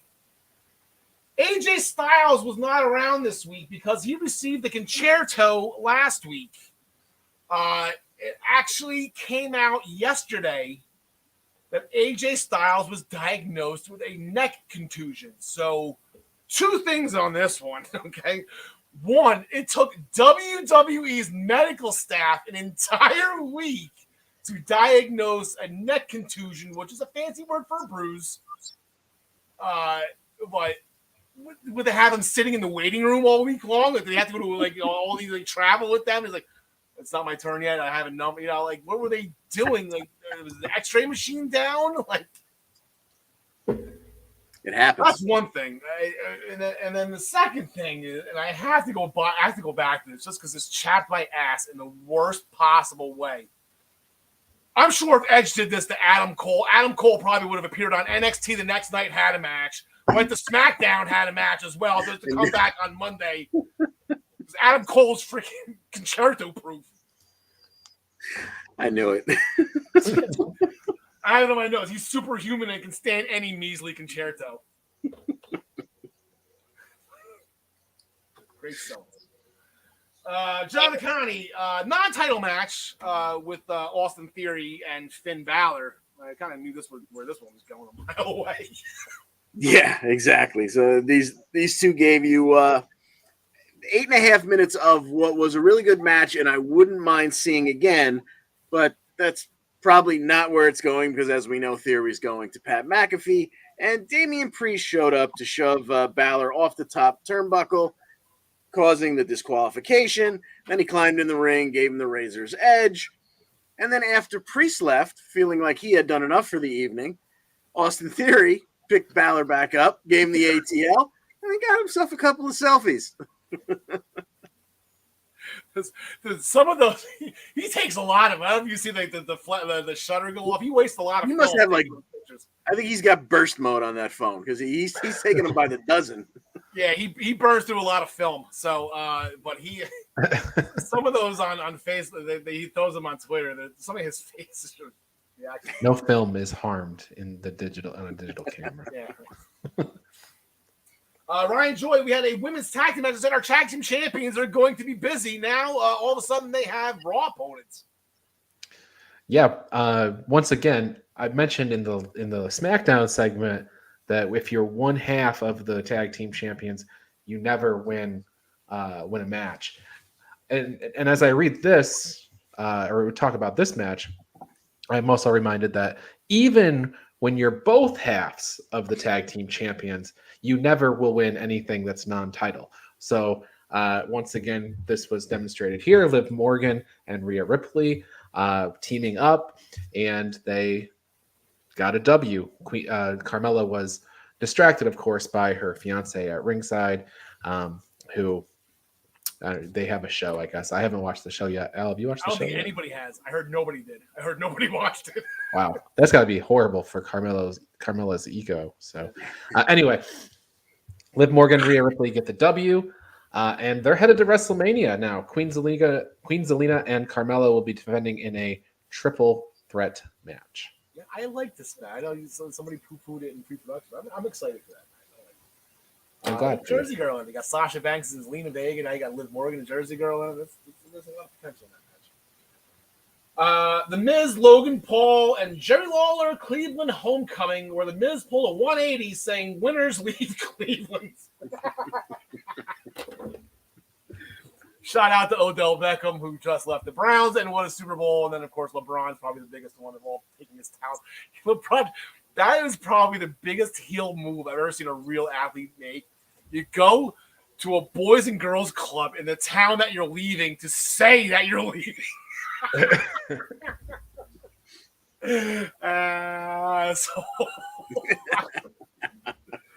Oh, there was videos all over YouTube, whatever, the New Heat Order. Oh, that was just so funny. Because they had Bosch and they had what's his name? Pat Riley. That was Riley. funny. So so by Logan Paul didn't seem to share Miz's enthusiasm towards the sentiment. So maybe they're gonna try again, making Logan Paul look like a good guy at WrestleMania by betraying the Miz. Who cares? I'm sorry. So say that. Well, it's right. It's Logan Paul. The guy's got 500 billion YouTube followers. Ryan Joy, you wanted to do an extensive blow-by-blow match between Omos and Apollo Crews. Now, hang on. I don't want to be in a match with Omos, but I will recap the match that he had with Apollo Crews. I'm sorry. Did I say recap? Yeah. Sorry. I just want to clarify that. I know Omos is shopping around for WrestleMania opponents. I don't want to be on the short list.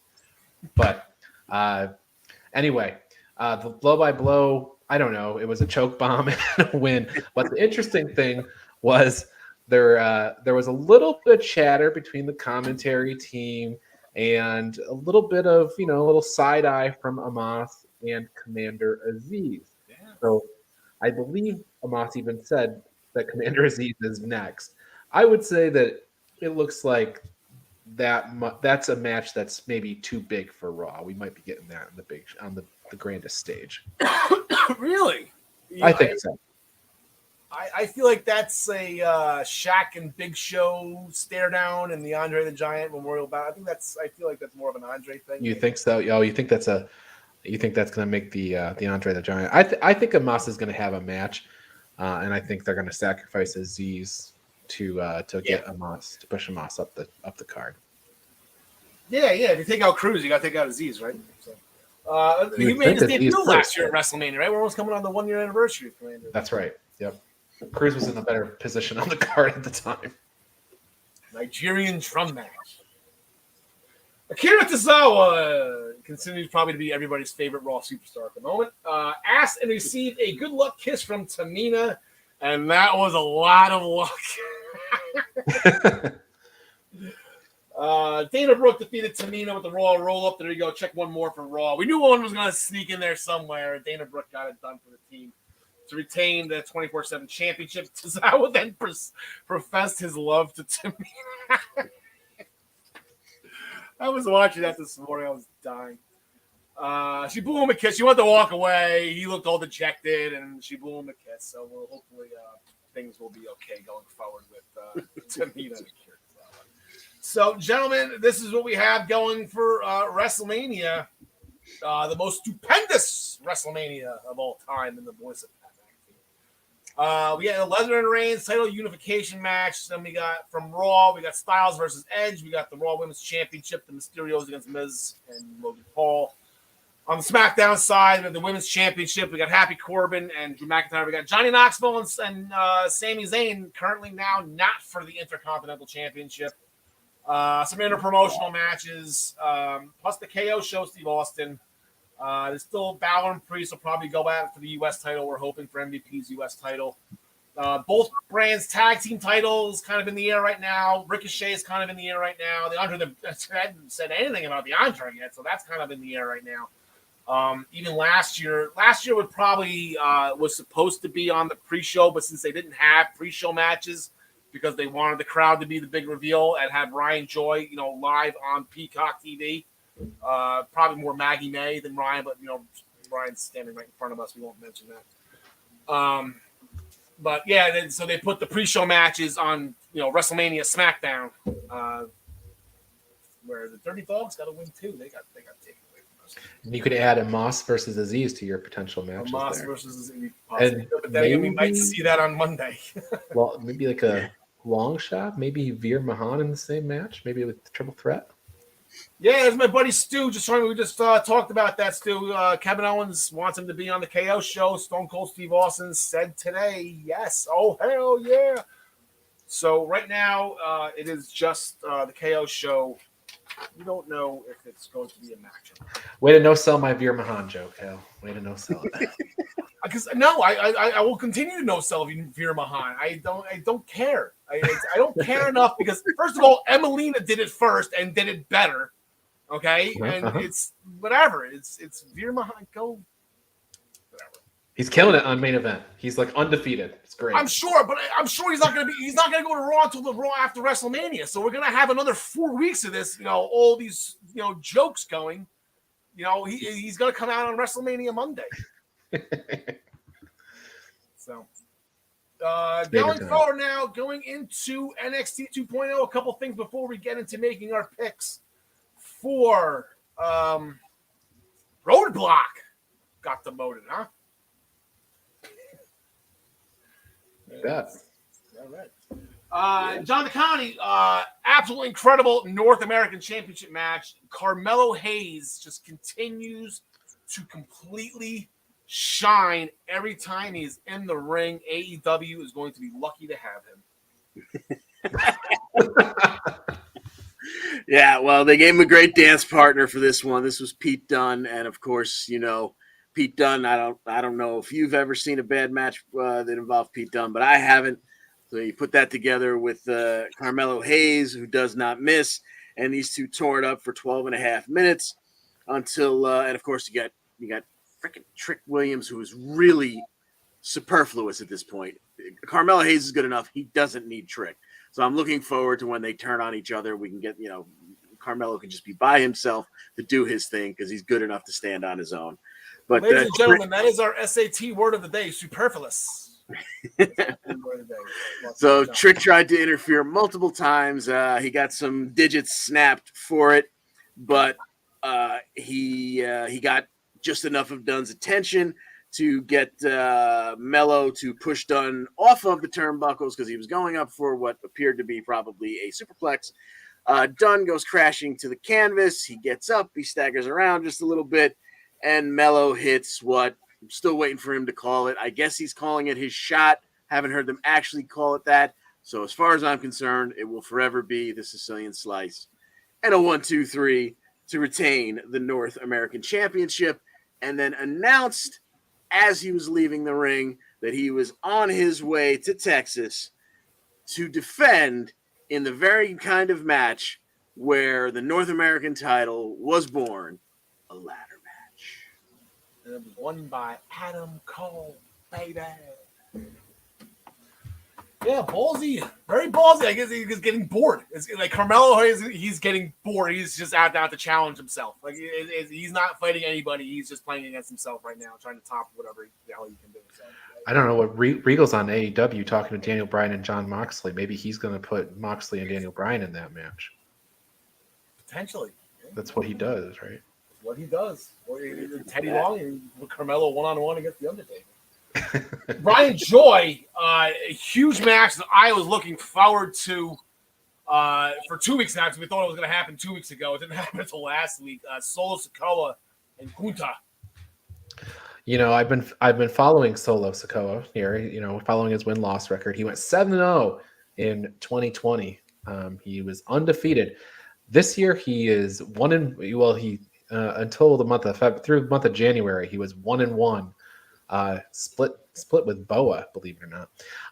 But here he's bitten off a little more than he can chew. When you get in the ring with Gunther, I think that's how you say it. And you're up against his powerbomb, not one but two of them. You're not kicking out, and that's what happened here. Gunther's going to be the modern day Fandango. Like, nobody's going to be able to say his name correctly, and he's going to beat the crap out of him. That's not how you say it. And he just Gunther and Fandango. There goes Gunther's fucking ripping off Fandango. I'm sorry, Jeff. Oh. Anyway, so Ivy Nile was. Oh, by the way, it was just 2 power bombs. It was not a full symphony. Oh yes, can you do 2 movements? I don't know. I thought a symphony had to be 4 more. I don't know anything about this.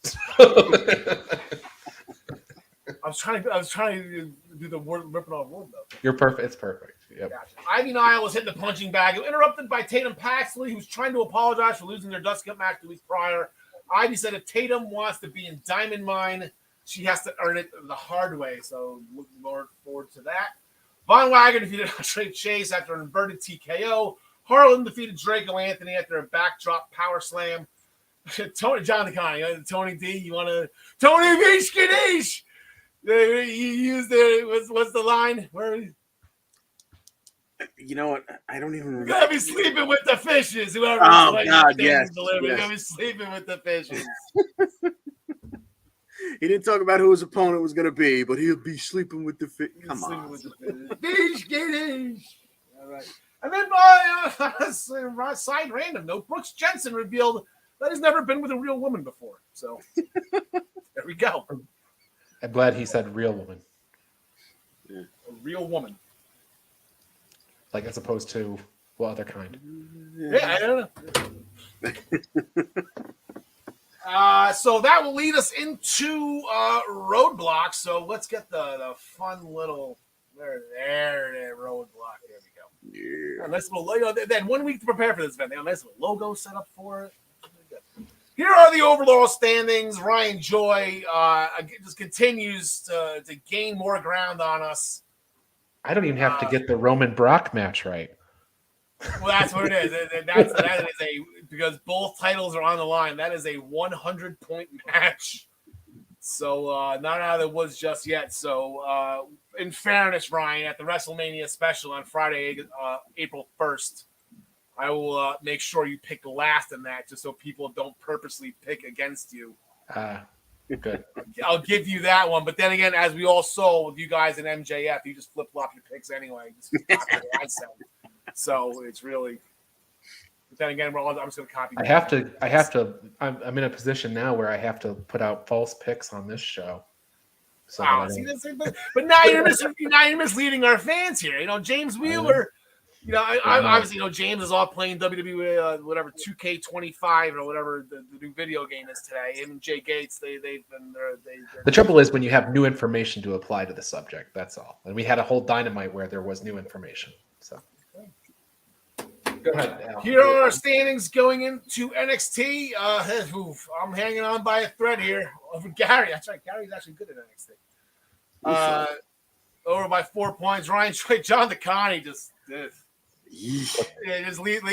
this. Just whatever. We love you, John. First ever PWE champion. Nobody could ever take that away. Playing the role of Tyler Adele in this. Yeah, I know. Here's how we're gonna score. Roadblock NXT Championship match with 5 points. The other title match would be 3. Dolph Ziggler is a Raw superstar, so the main event, that NXT title match, will be interpromotional. It'll get the 1 point bump, making the perfect pay-per-view bonus worth 6. So going with that, they only announced 3 matches. We're going to pick 5 just in case, just because our viewers, some of us, big money on these matches. They want to get our opinions. The Dusty Rhodes Women's Tag Team Classic last week. Dakota Kai and Wendy Cho, they defeated Indy Hartwell and Persia Parada after a Vader bomb by Wendy, followed by the double foot stomp by Dakota. That was a straight up win by those two. There was no interference. or any type of funny business by Duke Hudson or Dexter Loomis or anything. That was just a straight up whooping by Dakota and Wendy. So good for them. Then we had Raquel Gonzalez and Cora Jade. They defeated Valentina Ferraz and something Leone.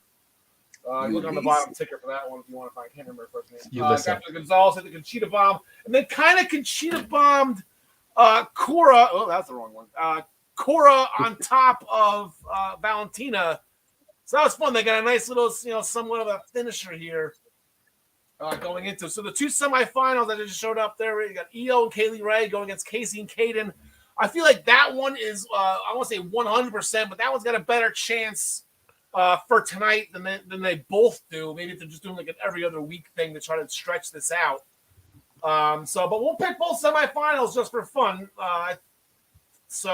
John DeConnie, we got Io Kaylee Ray versus Casey Kaden. We got Dakota and Wendy versus Cora Raquel. What do you see happening here? I see Io moving into the finals. Io and Kaylee Ray. And I thought maybe there'd be a spot for them to get knocked out here, but I think it's going to be Raquel and Cora, and then they can turn on each other in the finals. Brian Joy. Okay, so Raquel and Cora, I have them advancing. On the other side, wouldn't it be a great stand and deliver match if it was Kaylee Ray versus Io Shirai? Yeah. If that team could just blow up for me in this match, that'd be great. Then we could have that. So in the spirit of that, and the one true tag team in the whole thing, Casey and Kaden, I'll take them to advance. But really motivated by the fact I'd like to see Kaylee Ray versus Io Shirai. I'd like to see. I'm going to go with that thing because I need a reason to pick Casey and Kaden because I feel bad because we didn't give them a chance in hell to get past Ivy Nile the week before, and they found a way to corner Tatum Paxley and get the win over her. So, well, as The Rock would say on Moana, you're welcome. There you go. Okay. So that's what I'm going to go there. It seems like, Raquel and Cora, they've been spotlighted. They've been doing they were in War Games, and Cora won War Games. Raquel is a former that's just, they have to go up. Interesting to see what happens when Dakota and Raquel get in the ring together. But then it'd be good. Casey and Kaden, let's go. You believe in miracles. Lash Legend last week, she defeated Amari Miller. They were former Dusty Cup partners. They blew up. We figured there'd be Dusty teams breakup. Who called this one? Lash Legend after the match called out Nikita Lyons. Very intriguing. Nikita Lyons later that night says she wants to show up on Lashing Out. So we're going to get an episode of Lashing Out this week with our special guest, Nikita Lyons. So see what happens on there. The winner is John Smith. Yeah, there you go. John Smith, that's going to be the highest rated segment in his house. Most views in his household. That's going to be a big girl. That's going to be that should be like maybe 3 years from now, probably a very hard-hitting match. I'm not going to go too far with this because they're still both new, so I don't want to put too much pressure on them. But you get the right training. They'll have a great match on Rampage. LA Knight in-ring promo interrupted by Grayson Waller saying he's done with LA Knight, which LA Knight has other ideas. He wants to do a last man standing match. So this one is actually booked last man standing. John DeConnie.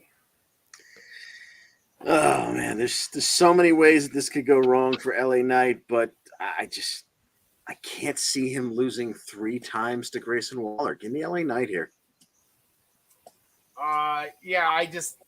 It seems like this feud's not ending, Ryan Joy, until LA Knight gets a win. Yeah, LA Knight. So I've marked that little radio button on Pro Wrestling Pick'em for LA Knight. Yeah, exactly. The tag team championships, like I said, all the tag team titles, they've been on the line. They did a video promo package for the match last week. Pretty much it was perception versus reality, Ryan Joy. I feel like this is tough. This is tough. This is tough. I could see it going either way. It would just with the idea that the Stand and Deliver show is coming up, and they do a big tag title match there. I'm going to have these guys retaining, but maybe have a return later. Yeah, the Creed brothers, John DeConnie, they earned this match by winning the Dusty Rhodes Tag Team Classic on the men's side. Prior winners in the past, I know the Broserweights, they won the titles. MSK, they won the titles after winning the Dusty Cup. I don't know the exact stat numbers here. I know the Undisputed Era weren't even in the tournament. They won the Dusty Cup, which was for the Tag Team Championships that they had to defend. That was the same night as the ladder match that Carmelo Hayes was talking about because Adam Cole won, used the double champion with him that night. Yeah, I feel like we all said that the Creed brother, the whole Dusty Cup was set up for the Creed brothers to win, and we usually get rematches, so they can. I'm going to have the Creed brothers take the titles here, and they can continue to go at each other. Diamond Mine versus Imperium, and we get the big blow off at Stand and Deliver, where I think the Creed brothers still retain anyway. Okay. I'm gonna go. I'm gonna go with Imperium. I didn't think this was gonna happen now. I'm gonna go with Imperium retaining and save the title. Exactly, save the title change for Stand and Deliver. But I guess this is an Impact. I guess Impact was save it for Rebellion. Nope. That's if it was Impact, some other team would probably win. Yeah, if it was Impact, Scum would come back and win the tag title somehow in this match. Oh, it's Chelsea Green. Braun Breaker and Tommaso Ciampa, they had a match last week on NXT against the Dirty Dogs. And was that not the most adorable teaming I have ever seen? They had the matching Steiner outfits. They did the pat on the backs, whatever together. They were just flat out adorable working together. They got the win. Tommaso Ciampa hit the fairy tale ending on Dolph Ziggler. Fun. They gave Bobby Roode his glorious entrance. They went back to the old music in the beginning, and that was nice. Former NXT champion Bobby Roode. Backstage after that match, Ciampa and Ziggler were arguing over who should be the number one contender. Breaker popped in and said he beat both their asses. So that's when this got booked for Roadblock. But then last night on Monday Night Raw, the team of Braun Breaker and Tommaso Ciampa, they once again beat the Dirty Dogs. This time, Braun Breaker got the Gorilla Press Slam on Dolph Ziggler. So both of these men in the past week have actually, is it 3 times? I don't know. They both got it. Yeah, so both of these guys had pinfall victories over Dolph Ziggler. Braun Breaker and Tommaso Ciampa, their one-on-one series is their one-on-one singles match series is 1 win each. Breaker with a little bit of an advantage. He got the win over Ciampa at War Games. If you want to give him 2, that's completely fair for me. It seems like anybody can beat anybody right here, John DeConnie. Except for Dolph. Yeah. Yeah. It almost seems like it's lining up for, Dolph takes 2 consecutive pins for him to win this. And while there is some merit to that storyline, because then you could have Breaker win it back at Stand and Deliver, I just don't see them taking it off of Breaker. So I'm gonna I got Braun Breaker retaining. Brian. Part of me says Ziggler pins Ciampa to take the belt, which is what what you're saying, John. Yeah. And then you have Breaker versus Ziggler at Stand and Deliver, and Breaker gets the belt back. But I'm in the same boat as John. I don't. There's no purpose to that. Braun Breaker, I think they got to Goldberg this guy. I mean, he shouldn't lose. I don't think. Not until somebody gets a cattle prod. And that's going to be Grayson Waller. If anyone is going to get a cattle prod, it's going to be Grayson Waller. Some of these I'm with you. I got Braun Breaker.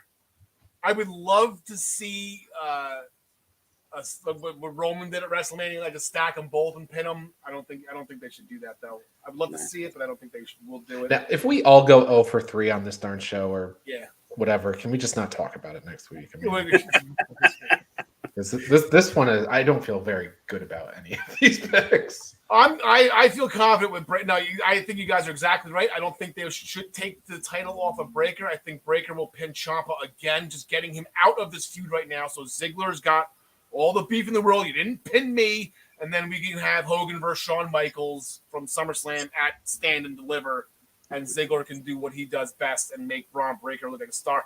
Now, another thing is I don't want to take it off him either. Or maybe this might be a reason to take him off him. If the rumor's going around, there we go. If they're getting a new NXT Championship belt,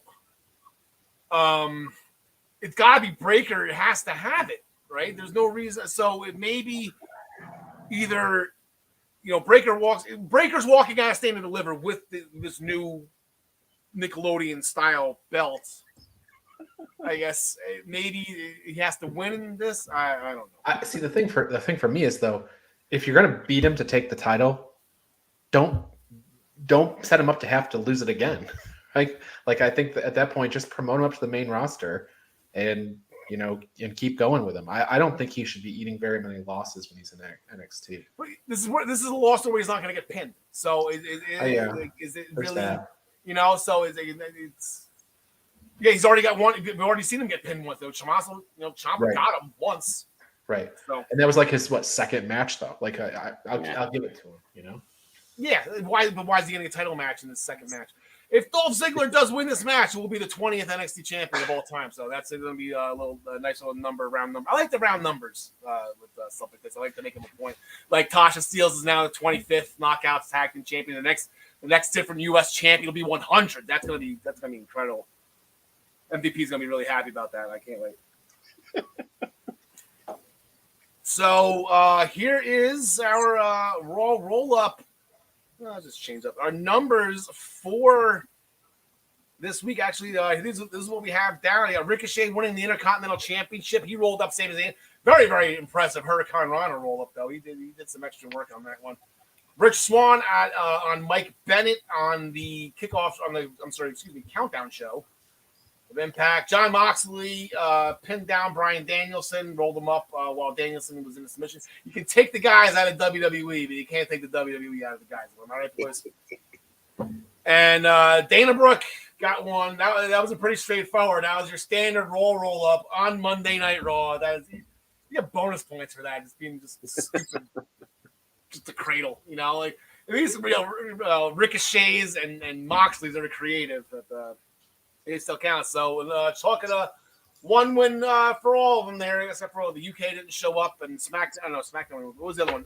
NXT. Neither NXT advanced in the standings right now. So right now, Raw still has a 4 roll-up lead over AEW and a 5 roll-up lead over Impact. These standings did not change. Chad Gable, Rey Mysterio, Tommaso Ciampa all have 2 wins as a roll. Tommaso Ciampa, again, he's an NXT superstar, but he did it both twice on Raw. Then I get the Miz, Bobby. Actually, I'm sorry, Sami Zayn now on this list. We have a SmackDown guy. I smell a SmackDown guy. Sami Zayn now. This is the second time he's fallen victim of the Raw roll-up. So he's now tied Miz, Rude, and Dominic Mysterio.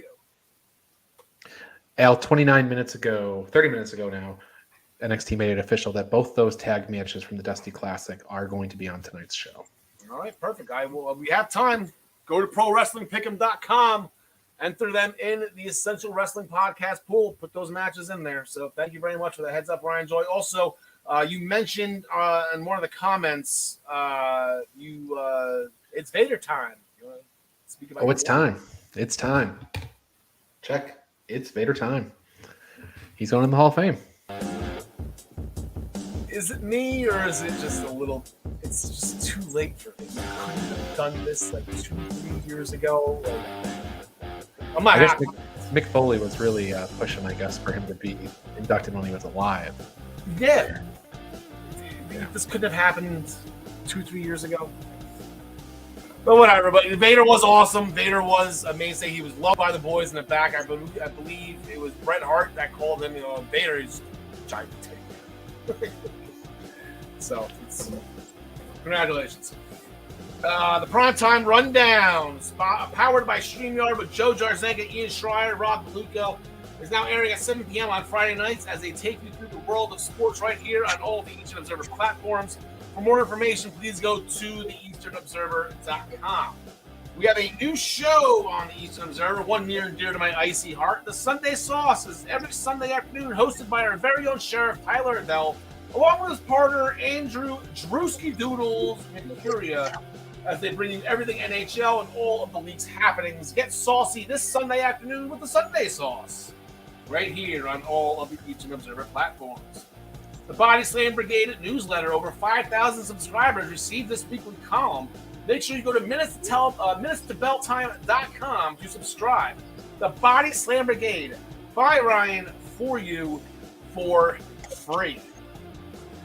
The official band of the Eastern Observer, the Black Cats NYC, their album Free Cake. You can play it loud, play it now on any one of these music platforms. Download it, listen to it, love it. Black Cats NYC, the official band of the Eastern Observer, their album Free Cake. As always, the Essential Wrestling Podcast is sponsored by ProWrestlingPick'em.com, the internet leader in sports entertainment pick'em pools. Join us in the Essential Wrestling Podcast public pool, as we were just talking about right now. I got to add those two matches, the two semifinals. They're going to be worth 2 points, though. I just put the tournament matches to get them a little bit of a bump. So usually the semifinals are 2-point matches. Play against us, or you can create a private pool with you and your friends. ProWrestlingPick'em.com. Play against your friends. Play against the universe. And guys, she will like it too. Join us back here for episode 97 of the Essential Wrestling Podcast on 5 p.m. on all of these viewing options. And please make sure you join us on Friday, April 1st at 4 p.m. It is our WrestleMania Pick'em special as we go through every match of every night of every WrestleMania. Not every WrestleMania, but this WrestleMania, because it is the most stupendous WrestleMania 2-night extravaganza of all time. I'm so excited for this. Brian, I know you're not too happy with the card right now. You think it'll get better though? I'm sorry, not too happy with what? The card? Oh, with WrestleMania? I hope it'll get better. I just don't like all the outside names, but hopefully, we had 2 nights of WrestleMania, and I have long been a fan of WWF, or WWF first and WWE now. So I hope that it knocks it out of the park. Any rumors? I'm hearing rumors going around that maybe next year we're going to start up doing those WrestleMania specials on the Daily Wrestling News Show. It's we can start the rumor right now. We can start the rumor right now. We just broke some news again, John the Con. It's the second time this week. John the Con, anything from your end? No, just looking forward to Roadblock tonight. Roadhouse. Alexa Bliss, we love you. Larry Steve, forever in our hearts. John Smith, we will see you back here next week. John McConney, take it home. Thanks for joining us, and as always, we wish you the best in all your future endeavors. Jersey strong.